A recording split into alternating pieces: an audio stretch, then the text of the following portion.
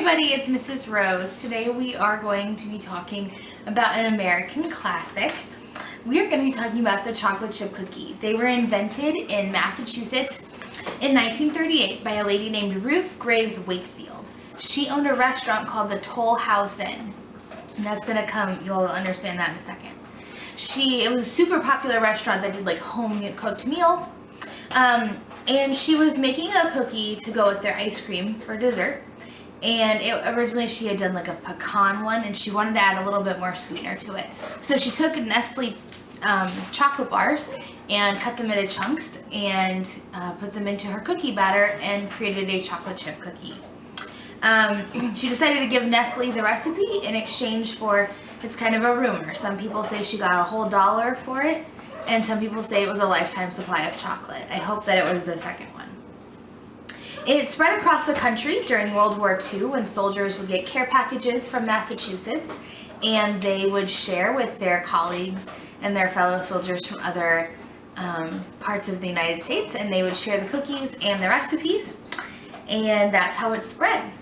They aren't all homemade, though. Obviously we still home make them, but you can also buy them in the store. So places like Chips Ahoy, which was a Nabisco company, started selling those Chips Ahoy crunchy chocolate chip cookies in 1963. And then the companies Mrs. Fields and Famous Amos Cookies, which did chocolate chip cookies, opened up their stores in the 1970s. So they've been made in all sorts of forms, even cake. And today we're going to use the original Nestle Toll House recipe.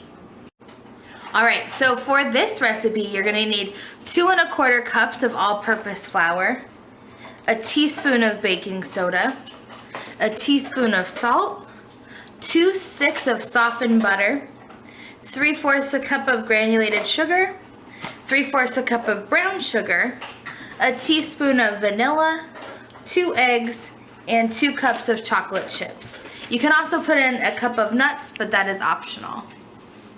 The first thing we're going to do is what's called creaming the butter and sugar.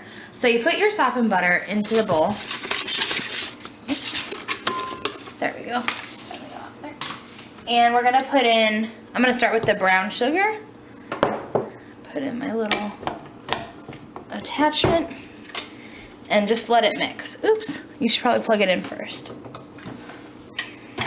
Alright, while that's going, I'm going to put in the white sugar. You need 3/4 cups of that too.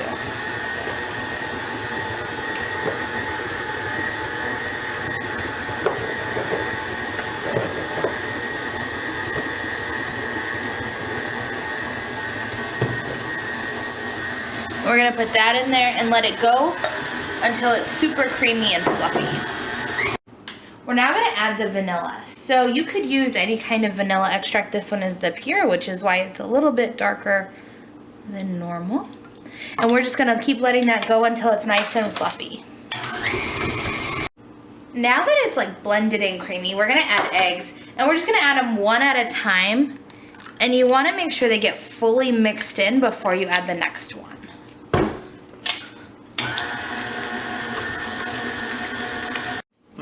Okay, so now this is all kind of mixed together. It looks kind of gooey and gross.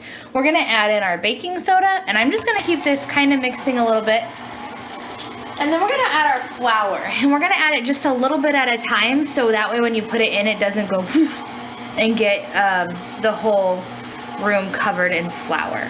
Just that way we don't get white flour all over ourselves or the kitchen. Everything's all mixed in now. So we're just going to add 2 cups of the chocolate chips. And some people say to fold them. I'm not that patient and I want to make these cookies now. So I'm going to just mix it.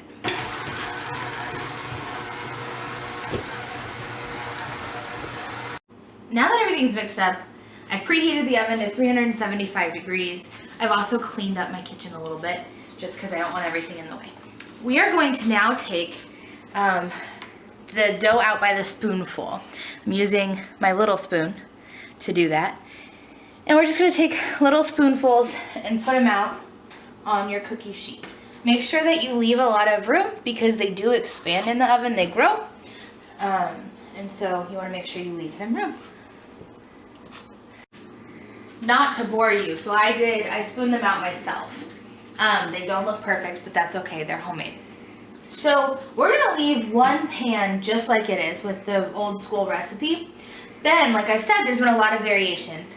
And one of Miss Rose's favorite things to do is have peanut butter chocolate chip cookies. So I'm gonna add a couple of these to the tops of the cookies over here. We're not gonna do too many because Mrs. Rose is the only one that likes them in her house. Those little chips sure are good. We're just gonna add them just to the top.